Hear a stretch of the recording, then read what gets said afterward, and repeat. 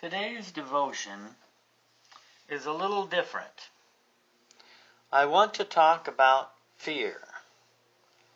There are quite a few places in the Bible where a person or a group of people are told to not be afraid, such as when Mary had the angel appear to her, he said, "Fear not."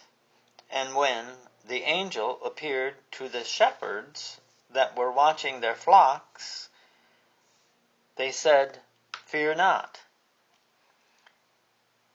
Paul, in his letters, often addresses being afraid and tells us we have nothing to fear.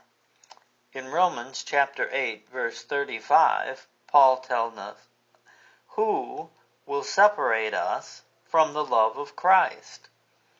Will tribulation, or distress, or persecution, or famine, or nakedness, or peril, or sword? No, of course not." And he goes on to say that there is nothing that can separate us from the love of Christ.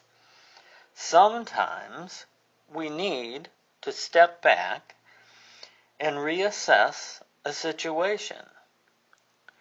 What we are afraid of is usually not as big of a threat as we first believe it to be. It makes me think of a time when I was a young boy. We had dairy cows, and of course we used our own milk, and we pasteurized it, and we cooled it in the spring branch that ran through the basement of our house. My sister was told to bring the cooled milk up so we could have fresh cold milk for breakfast. She came running up the basement steps screaming, "There's a monster down there, sitting by the milk pail. I'm not going down there and getting that milk." Mom told me to go get the milk. You never knew what you were going to find in our basement. It could be just about anything that lived in or around the creek that flowed through the basement. But when I saw the milk pail, there was a crayfish sitting beside it.